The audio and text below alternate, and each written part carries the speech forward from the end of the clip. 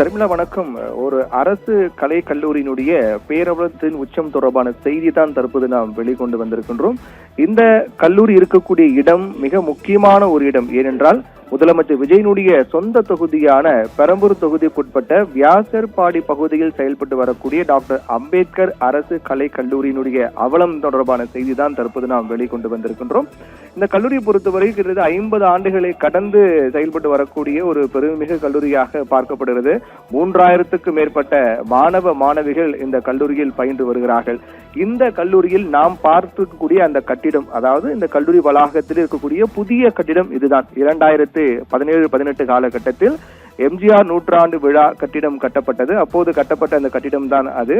அந்த வளாகத்தில் இருக்கக்கூடிய புதிய கட்டிடம் தான் அது.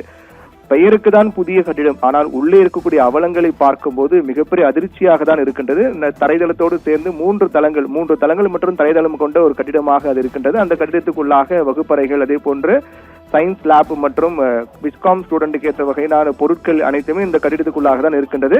பெயரில் தான் புதிய கட்டிடம், ஆனால் அது உள்ளே இருக்கக்கூடிய அவலங்கள் என்பது மிக கொடுமையாக இருக்கிறது. நாம் வெளியில் இருக்கக்கூடிய அந்த காட்சிகளை பார்க்கலாம். அந்த கட்டிடத்துடைய கண்ணாடிகள் கற்களால் கொண்டு அடிக்கப்பட்டு நொறுங்கப்பட்டிருக்கிறது. அது பல மாதங்களாக அதை கண்டுகொள்ளாமல் அப்படியேதான் இருக்கின்றது. அந்த கட்டிடத்தை வெளிப்புறம் தோற்றமே இந்த அளவுக்கு ஒரு அவலமாக இருக்கின்றது என்ற ஒரு அதிருப்தி ஏற்படுத்துகிறது. உள்ளே சென்று பார்க்கும்போது அதைவிட அதிர்ச்சிகரமான தகவல்கள் எல்லாம் கிடைக்கப் பெறுகின்றது. காரணம் என்னவென்றால், அந்த உள்ளே இருக்கக்கூடிய இந்த கழிவறை, ஒரு கட்டிடத்தினுடைய மிக முக்கியமான ஒரு மாணவ மாணவிகள் பயின்று வரக்கூடிய ஒரு கல்லூரியில் கழிவறைகள் என்பது முக்கியம். ஆனால் நாம் அந்த காட்சியில் பார்க்கின்றோம். அந்த கழிவறைகள் பார்க்கும்போது இதை எப்படி பயன்படுத்த முடியும் என்ற மிகப்பெரிய ஒரு அதிர்ச்சி தான் ஏற்படுகிறது. கழிவறை சுத்தமாக இல்லை. அதே போன்று அந்த கழிவறையில் தண்ணீர் வசதி கிடையாது. அது குழாய் எதுவுமே கிடையாது. குழாய் இருந்தாலும் அதில் தண்ணீரும் வருவதில்லை என்ற வேதனையை அந்த மாணவ மாணவிகள் வெளிப்படுத்துகிறார்கள். இது பல ஆண்டுகளாக இந்த அவலம் அங்கு இருப்பதாக சொல்லப்படுகிறது. ஒரு கழிவறையில் தண்ணீர் வசதி இல்லை, அது போன்று சுத்தம் செய்யப்படுவதில்லை என்பதெல்லாம் அது எங்கும் நடக்காத ஒன்றாக தான், அதுவும் ஒரு கல்லூரியில் இது போன்று நடக்கக்கூடியது என்பது மிகவும் வேதனையான ஒன்றாக தான் பார்க்கப்படுகிறது. அதற்கு அடுத்து அந்த கழிவறையுடைய தண்ணீர், அதாவது டிரைனேஜ் வாட்டர், அந்த கழிவறையில் பயன்படுத்தும் போது அதில் இருக்கக்கூடிய தண்ணீர் வெளியேறுவதற்கான பைப் லைன் என்பது உடைந்து கல்லூரியுடைய அந்த கிரவுண்டிலேயே அந்த தண்ணீர் லீக் ஆகி வெளியேறுவதும், அதை கண்டுகொள்ளாமல் அப்படியே தொடர்வதும், நாம் கூறக்கூடிய குற்றச்சாட்டு எதுவுமே இன்று நேற்று அல்ல, தொடர்ந்து பல மாதங்களாக சில நிகழ்வுகள் பல ஆண்டுகளாக இருக்கக்கூடிய ஒரு அவலமாக தான் இருக்கின்றது. அந்த தண்ணீர் அனைத்தும் அந்த கழிவறையிலிருந்து வெளியாகக்கூடிய அந்த கழிவுநீர் அனைத்தும் முறையாக அந்த கால்வாயில் சென்று சேராமல் பைப் லைன் உடைந்து அது அங்க இருக்கக்கூடிய கல்லூரியினுடைய அந்த கிரவுண்ட்லேயே வெளியேறக்கூடிய ஒரு அவலம் என்பது அங்கு எந்த அளவுக்கு ஒரு அலட்சியம் இருக்கின்றது என்பதை காண்பிக்கின்றது. அதே போன்று அந்த கல்லூரி இருக்கக்கூடிய படிகள், மேல் தளத்துக்கு செல்லக்கூடிய, மாடிக்கு செல்லக்கூடிய படிகளில் பல இடங்களில் கைப்பிடி கூட மரக்கட்டையால் அதை நட்டு வைத்திருக்கிறார்கள் என்பது மிகப்பெரிய கொடுமையாக ஒன்றாக தான் இருக்கிறது. அது மாணவர்களுக்கு எந்த அளவுக்கு ஒரு பாதுகாப்பு இருக்கும் என்ற கேள்வி எழுப்புகிறது. பொதுவாக படிக்கட்டுகளில் ஓரத்தில் கைப்பிடி என்பது இரும்புகளால் இருக்கும் அல்லது சிமெண்டால் இருக்கும். ஆனால் மரக்கட்டைகள், இரும்பால் போட்ட தடுப்புகள் எதுவுமே சரியாக அது உடைந்து மரக்கட்டைகள் கட்டி வைத்திருக்கிற அவலம் என்பது அங்கு காணப்படுகின்றது. அதே போன்று அந்த கட்டிடத்துடைய பின்புறம், கட்டிடத்துடைய முன்புறம் என்பது அங்க இருக்கக்கூடிய கண்ணாடியெல்லாம் கற்களால் கொண்டு அடித்து நொறுக்கப்பட்டிருக்கிறது. பின்புறம் அதைவிட மிக மோசமாக இருக்கின்ற ஒரு பாழடைந்த ஒரு கட்டிடம் போன்றுதான் அந்த பின்புறங்கள் அனைத்துமே, அந்த சிமெண்ட் பூச்சிகள் அனைத்தும் பெயர்ந்து ஒரு பாழடைந்த கட்டிடம் போன்றுதான் அந்த கட்டிடத்தினுடைய பின்புறம் என்பது இருக்கின்றது. அதே போன்று கழிவறையில் போதைப் பொருட்கள் அங்கு இருக்கக்கூடிய மாணவர்கள் எல்லாம் பயன்படுத்துகிறார்கள் என்ற செய்தி மிகப்பெரிய ஒரு பேரதிர்ச்சியாக இருக்கிறது. தற்போதைய தமிழக அரசு போதைப் பொருளுக்கு எதிராக பல்வேறு விழிப்புணர்வுகளையும் தீவிர நடவடிக்கைகளும் மேற்கொண்டு வருகிற நிலையில் முதலமைச்சருடைய சொந்த தொகுதியில் செயல்பட்டு வரக்கூடிய ஒரு அரசு கல்லூரியிலேயே அங்கு பயிலக்கூடிய மாணவர்கள் போதைப் பொருளை பயன்படுத்துகிறார்கள் என்பது மிகப்பெரிய ஒரு பேரதிர்ச்சியாக தான் இருக்குது. அதற்கு சான்றுதான் தற்போது நாம் பார்த்து கொண்டிருக்கூடிய அந்த காட்சி. அந்த கல்லூரி வளாகத்தில் இருக்கக்கூடிய கழிவறையில் பல இடங்களில் குப்பை கூலங்களாக போதைப் பொருள் பயன்படுத்தப்பட்டு அந்த பாக்கெட் அங்கு போடப்பட்டிருக்கூடிய காட்சி என்பது, அது எந்த அளவுக்கு அங்கு இருக்கக்கூடிய மாணவர்களை பயன்படுத்துகிறார்கள், அது நிர்வாகம் எந்த அளவுக்கு அலட்சியமாக செயல்படுது என்ற ஒரு நிகழ்வு வெளிச்சம் போட்டு காட்டுவதான் அமைகிறது. அதுவும் குறிப்பாக பல மாதங்களாக அந்த கழிவறை சுத்தம் செய்யப்படாமல் அந்த குப்பைகள் அங்கேயே கூலங்களாக இருந்து போதைப் பொருளை பயன்படுத்திவிட்டு அந்த பாக்கெட்டை அங்கேயே போடுவது போன்ற நிகழ்வுகள் எல்லாமே ஒரு மிகப்பெரிய ஒரு அதிருப்தியை தான் ஏற்படுத்துகிறது என்று சொல்லலாம். அதற்கு பிறகு அந்த கல்லூரியினுடைய கட்டிடத்துடைய தரம் என்பது எப்படி இருக்கு என்பது காண்பிக்கக்கூடிய அந்த காட்சி தான். அதாவது விரிசல் ஏற்பட்டு அந்த விரிசலுக்கு இடையே அந்த அதை எடுத்தாலே அது கையில் வந்துவிடும், அந்த சிமெண்ட் பூச்சிகள் அனைத்துமே கையில் வந்துவிடுவது போன்ற ஒரு எந்த அளவுக்கு ஒரு பொறுப்பற்ற முறையில் இதை பராமரிக்கிறார்கள் என்பதற்கு எந்த அளவுக்கு ஒரு தரமற்ற முறையில் இது இருக்கின்றது என்பதற்கு இந்த காட்சி ஒரு சான்றாக இருக்கிறது. இவை அனைத்துமே அந்த கல்லூரியினுடைய கட்டமைப்புகள் எந்த அளவுக்கு பலவீனமாக இருக்கிறது, அந்த பராமரிப்பு என்பது எந்த அளவுக்கு மோசமாக இருக்கிறது என்பது வெளிச்சம் போட்டு காட்டக்கூடியதான் இருக்கிறது. காலை 9 மணியிலிருந்து இரவு 12 மணி வரை ஜூலை 29 ஒரு நாள் மட்டும். இதையும் தாண்டி பல நிகழ்வுகள் அங்க இருக்கக்கூடிய மாணவிகள் நாம் தொடர்பு கொண்டு பேசினோம். அவர்கள் தங்களை வெளிப்படுத்திக் கொள்ள தயக்கம் காட்டுகிறார்கள். ஏனென்றால் இது தொடர்பாக பல முறை அவர்கள் கல்லூரி நிர்வாகத்திலும் புகார் தெரிவித்திருக்கிறார்கள். ஆனால் கல்லூரி நிர்வாகம் அலட்சியமாக செயல்பட்டிருக்கிறது. அது மட்டுமல்லாமல் புகார் தெரிவித்தவர்களை கண்டித்திருக்கிறார்கள் என்ற செய்தியெல்லாம் கேட்கும் போது மிக கொடுமையாக தான் இருக்கின்றது.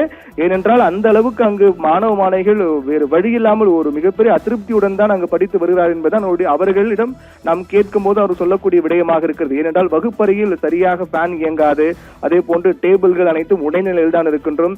கீழே இருக்கக்கூடிய டைல்ஸ்கள் அனைத்தும் ஆங்காங்கு பெயர்ந்து சில இடங்கள் டைல்ஸ் இல்லாத ஒரு அவலம் தான் காணப்படுகிறது. இது போன்ற பல அவலங்கள் அங்கு நடந்து வருவதாக சொல்லப்படுகிறது. அங்க இருக்கக்கூடிய அந்த காட்சிகள் அனைத்துமே அது உண்மைதான் என்பதை மெய்விக்கின்றது. இதை பற்றி புகார் தெரிவிப்பவர்களுக்கு எதிராக நடவடிக்கை எடுப்பதாக குற்றச்சாட்டு இருக்கின்றது. அவர்களை கண்டிக்கிறார்கள், இதை பற்றி பேச வேண்டாம் என்று அவர்கள் மாணவர்களை கண்டிக்கிறார்கள் நிர்வாகம் என்றும் சொல்லப்படுகிறது. தொடர்ந்து இது உடனடியாக நடவடிக்கை எடுக்க வேண்டும் என்ற கோரிக்கையை அங்கிருக்கக்கூடிய மாணவிகள் முன்வைக்கிறார்கள். அது மட்டுமில்லாமல் அந்த கல்லூரியில் அந்த பகுதியை சேர்ந்தவர்கள் மட்டுமில்லாமல் வெளி மாவட்டங்களைச் சேர்ந்த நிறைய மாணவிகள் பயின்று வருகிறார்கள். அப்படி வெளி மாவட்டங்கள் சேர்ந்து வரக்கூடிய அந்த வெளி மாவட்டத்தை சேர்ந்த மாணவிகள் இந்த கல்லூரிக்கு பயின்று வரக்கூடிய நிலையில் அவர்களுக்கு போதிய பாதுகாப்பு இல்லை என்ற குற்றச்சாட்டும் கூறுகிறார்கள். என்றால் அங்கு படிக்கக்கூடிய சீனியர் ஸ்டூடெண்ட் வெளி மாவட்டத்திலிருந்து வரக்கூடிய மாணவர்களை அவ்வப்போது வம்புக்கு இழுப்பது, சண்டை போடுவது போன்ற நிகழ்வுகள் நடைபெறுவதாகவும் அதை தட்டி கேட்க மற்ற மாணவர்கள் சென்றால் அவர்களும் அடித்து உதைப்பது போன்ற ஒரு அராஜக நடவடிக்கை எல்லாம் அங்கு மேற்கொண்டு வருவதாகவும், இப்படிப்பட்ட ஒரு அராஜக மாணவர்களுடைய நடவடிக்கை குறித்து நிர்வாகத்திடம் தெரிவித்தால் அதை சற்றும் அவர்கள் கண்டுகொள்வதில்லை என்றும் அங்கு படித்து வரக்கூடிய வெளி மாவட்டத்தில் சேர்ந்த மாணவர்கள் சொல்லக்கூடிய குற்றச்சாட்டாக இருக்கிறது. இது போன்ற பல அவலங்கள் அங்கு காணப்படுகிறது. அதிலும் குறிப்பாக ஒரு மாணவியிடம் நாம் பேசினோம். அவர்கள் தெரிவித்த நிகழ்வு என்னவென்றால், நாங்கள் அனைவருமே வெளியில் இருந்தால் குடிப்பதற்காக தண்ணீர் கொண்டு செல்வோம், வாட்டர் பாட்டில் தண்ணீர் கொண்டு போவோம். அந்த தண்ணீர் தீர்ந்து விட்டால் வெளியில் சென்று கடையில் சென்று நாங்கள் தண்ணீர் வாங்கி வருவோம். அப்படி ஒருவர் அல்ல, அங்கு இந்த கல்லூரியை படிக்கக்கூடிய அனைவருமே அப்படிதான். என்றால் குடிப்பதற்கு கூட தண்ணீரே இல்லாத ஒரு கல்லூரி, அதுவும் சென்னையில் இருக்கின்றது என்பது மிகப்பெரிய ஆச்சரியமாக அதிர்ச்சியாக தான் இருக்கின்றது. குடிப்பதற்கு தண்ணீரே கிடையாது. வெளியிலிருந்து மாணவர்கள் தான் தண்ணீர் கொண்டு செல்ல வேண்டும். அந்த தண்ணீர் தீர்ந்து விட்டால் கடைக்கு சென்றுதான் தண்ணீர் வாங்கி வர வேண்டும். இது பல ஆண்டுகளாக நடப்பதாக அங்கிருக்கூடிய மாணவி ஒருவர் தெரிவித்திருக்கக்கூடிய புகாராக இது இருக்கின்றது. அதே போன்று இந்த நிர்வாக சீர்கேட்டை கண்டித்து நாங்கள் நிர்வாகத்திடம் புகார் தெரிவித்தால் புகார் தெரிவுக்கு எங்கள் மீதுதான் நடவடிக்கை எடுக்கிறார்களே தவிர மற்றபடி அதை சரி செய்வதற்கான நடவடிக்கை எடுக்க மாட்டுகிறார்கள் என்ற குற்றச்சாட்டையும் அவங்களுடைய மாணவிகள் முன்வைக்கிறார்கள். மாணவர்களுக்கு அடிப்படை தேவை என்பது குடிதண்ணீர் மற்றும் கழிவறை, இரண்டுமே அங்கு 0 என்ற ஒரு நிலை. சென்னையில் இருக்கக்கூடிய ஒரு கல்லூரி, அதுவும் முதலமைச்சருடைய சொந்த தொகுதியான வியாசர்பாடி பெரம்பூர் தொகுதிக்குட்பட்ட வியாசர்பாடி பகுதியில் 50 ஆண்டுகளுக்கு மேலாக செயல்பட்டு வரக்கூடிய ஒரு கல்லூரியில் இந்த நிலை என்றால் அது எப்படி, இது மிகப்பெரிய ஒரு வேதனை உச்சமாக தான் பார்க்கப்படுது.